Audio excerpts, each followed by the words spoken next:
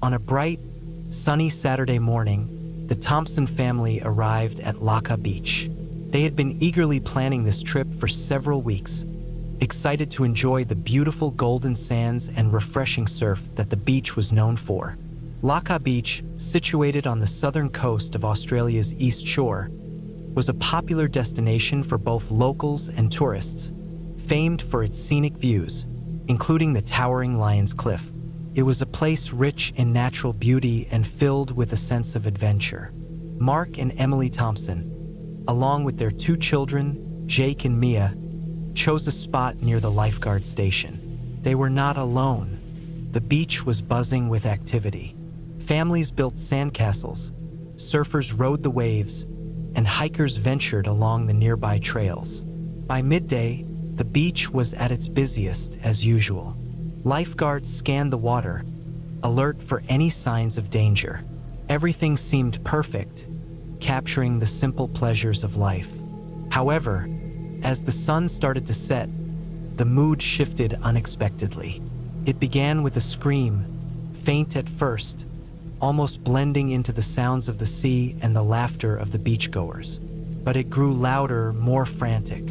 Emily glanced up from her book and saw a woman waving her arms wildly, pointing towards the ocean. A crowd quickly gathered at the shore, and the lifeguards dove into action. Someone had vanished into the surf.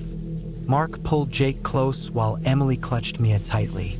They watched as lifeguards, in their bright uniforms, swam out into the deep blue water.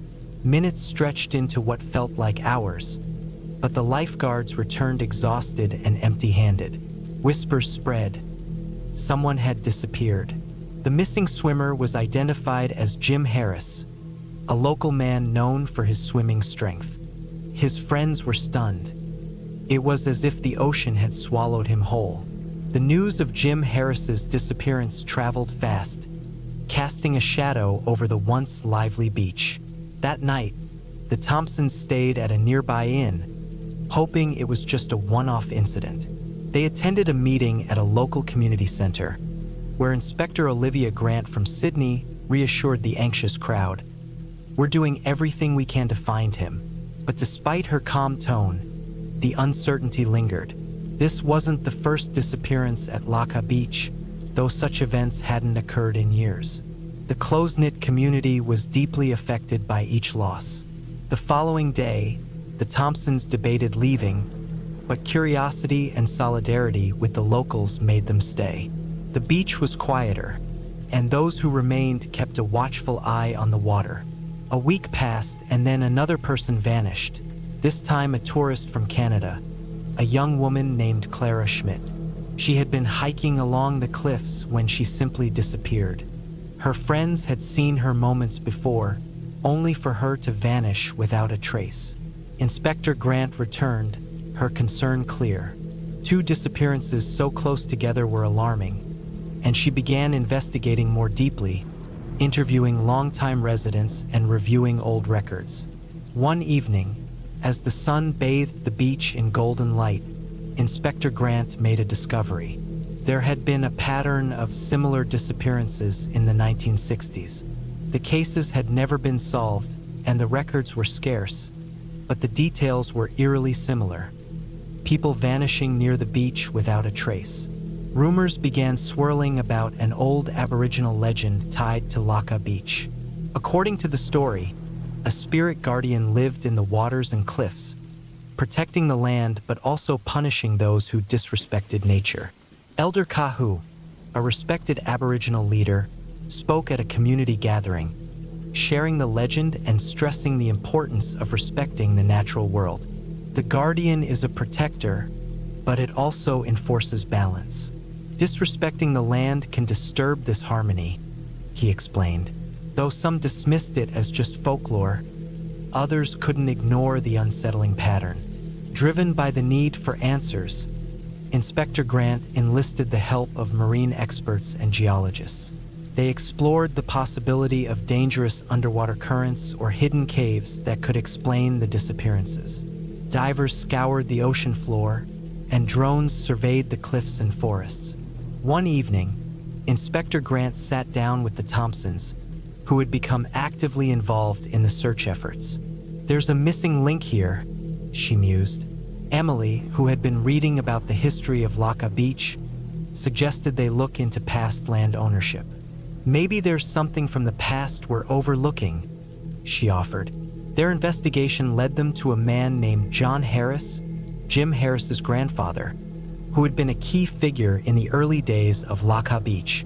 His journals, kept by the family, contained detailed accounts of the area, including strange occurrences and warnings about the beach. In John Harris's journals, Inspector Grant found a passage that stood out.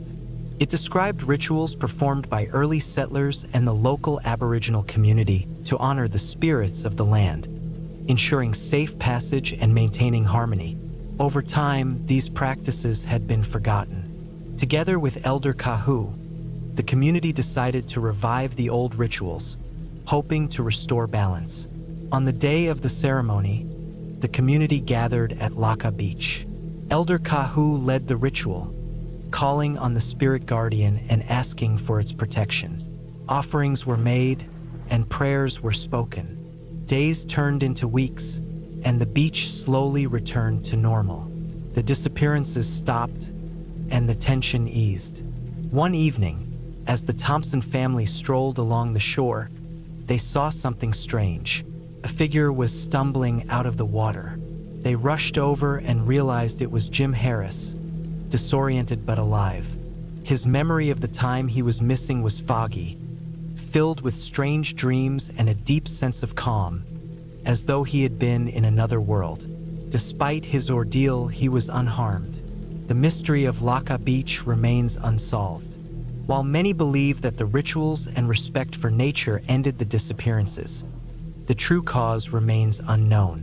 Laa Beach continues to be a place of beauty and wonder, but also a reminder of the fragile balance between humans and nature.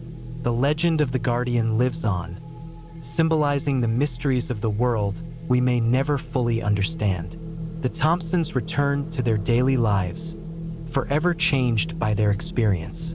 They carried with them a deeper respect for nature and the stories that connect us to the world around us. As they gazed out over the horizon, they knew that some mysteries were meant to remain, unseen forces that shape our lives.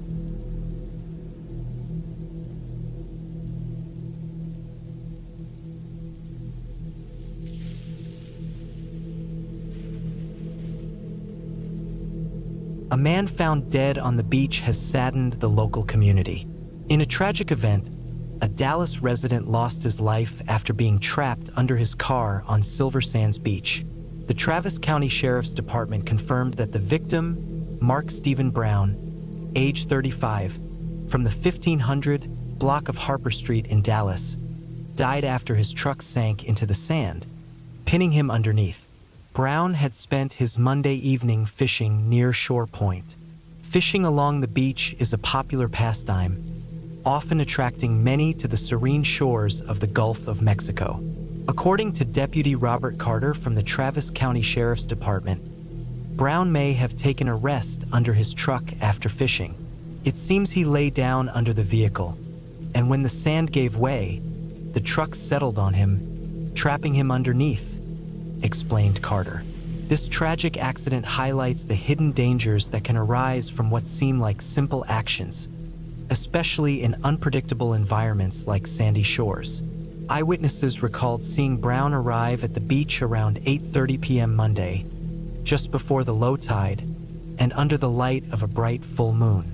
The National Weather Service noted that the full moon can lead to both higher and lower tides due to its gravitational pull, which could have contributed to the truck's sinking into the sand. The grim discovery was made early Tuesday morning when the truck was seen partly in the water after the high tide. The rising tide had worsened the situation, partially submerging the truck and making it more visible to beachgoers.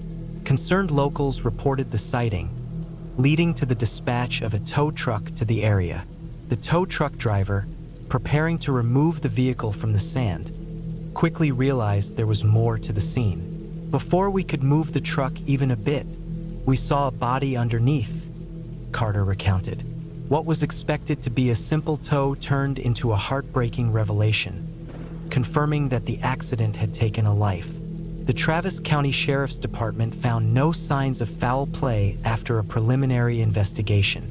"We don't see any evidence of wrongdoing here," said Deputy Carter, indicating it was a tragic accident.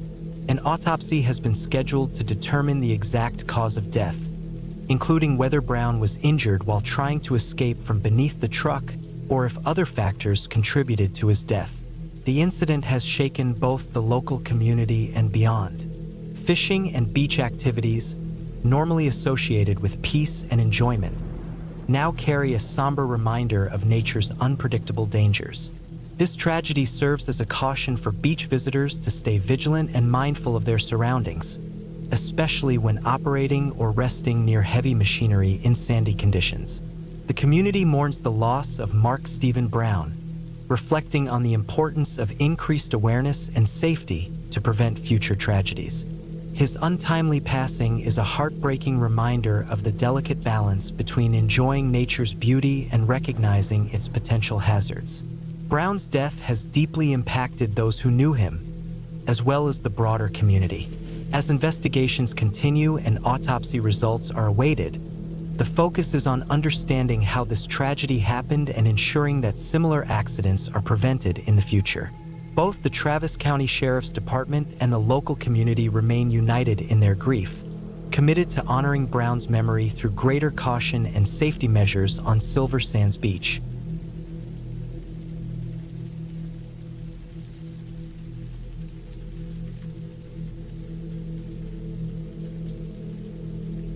Let's go back to the mid-90s for this one.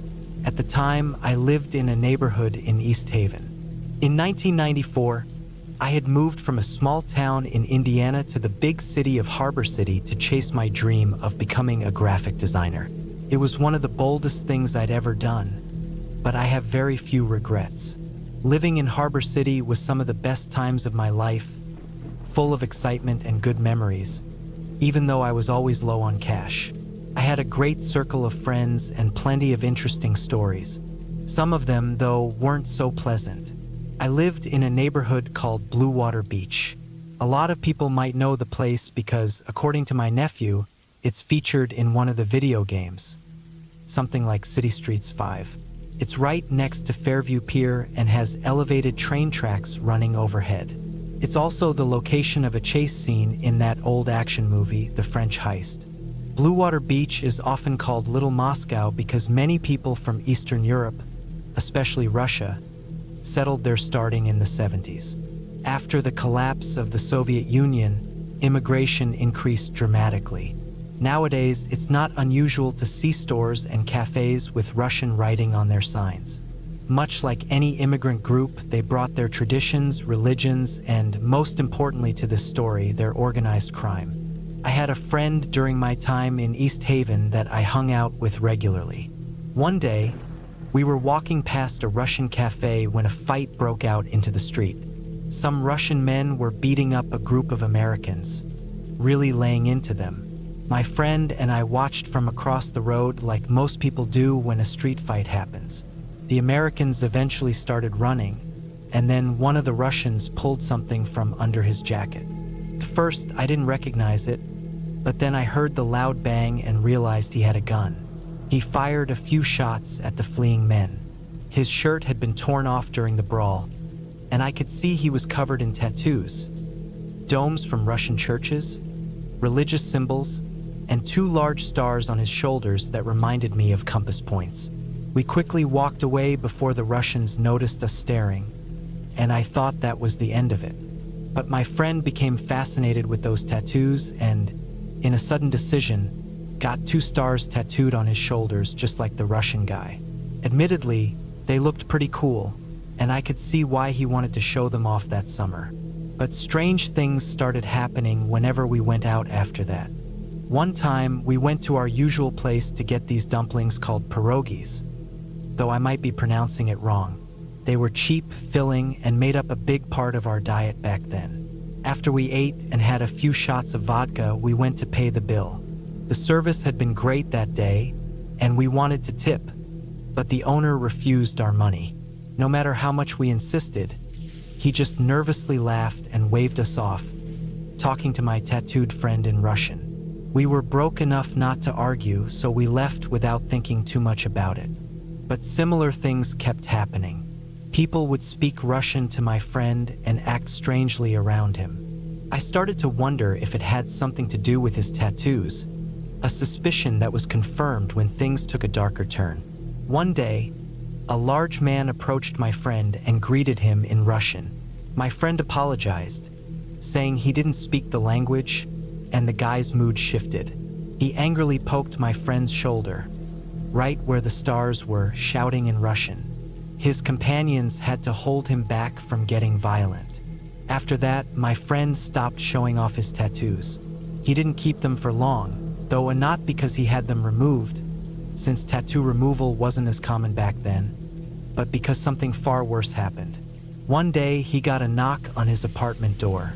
When he opened it, a group of large men in tracksuits barged in. They ripped his shirt off and used hot irons to burn and cut the stars from his skin. His shoulders were left raw and scarred. I visited him in the hospital, and he told me the basics of what had happened, though I had to piece most of it together myself. It was the most horrifying thing I'd ever heard. After that, his parents had to cover his medical bills, and he moved back to Vermont to live with them. As for me, I stayed far away from Russian cafes and avoided anyone who looked like they might be connected to the Russian mob.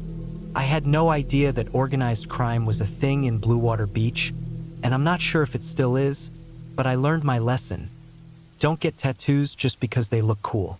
You'd better know what they mean.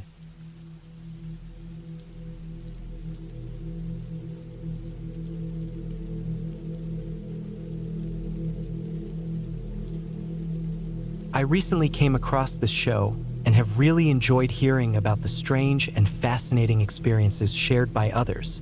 It made me want to finally tell a story of my own. While it might not be as intense or thought-provoking as some of the ones shared here, it still leaves me with an eerie feeling, even after all these years.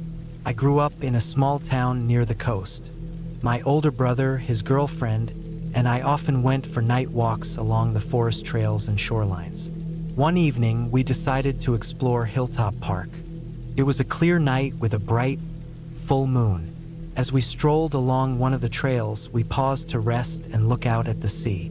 My brother's girlfriend lit a cigarette, and we all relaxed, enjoying the view. That's when we noticed a faint light far in the distance. My brother asked if we had any idea what it could be. His girlfriend guessed it might be a light from a ship way out at sea. I agreed, although none of us were sure. However, as we continued watching, the light seemed to slowly drift closer, and before long, it became clear that it wasn't coming from a boat. It was in the air, not on the water. As the moments passed, the glowing orb drew nearer, and we realized it was floating above the shoreline, not on the water's surface. We started tossing around different ideas about what it could be, and I thought it must be someone's drone. But as it came closer, the glow got brighter, and we all noticed how strong and clear the light was. At Hilltop Park, there are cliffs that jut out over the shore, and we were standing on one of them, with this glowing ball steadily approaching us. In just a few minutes, it was no longer far away. It hovered right in front of us, over the sandy part of the beach, not far from the water. We stood there, frozen, staring at it. The orb glowed with a soft, purplish-white light. Although it was nighttime, the sky was bright enough from the full moon to make everything around us clearly visible. There was no sound, no hum of machinery, nothing to suggest it was a drone or any other device. It simply hovered about 10 feet in front of us for what felt like 30 seconds. Then, without warning, it vanished, almost like it had folded in on itself. We all agreed it was time to leave fast, and that was the end of it. This happened sometime around 2012. I've been back to the park plenty of times since that night, but I've never seen anything like it again. Maybe we were just a bunch of teenagers with overactive imaginations, or perhaps it was some kind of shared hallucination. But in all my experiences, nothing like that has ever happened, no matter what I was doing. That night still sticks with me. Hilltop Park has always been surrounded by mystery, and I can't help but wonder if that glowing orb had something to do with the strange things people say went on there long ago.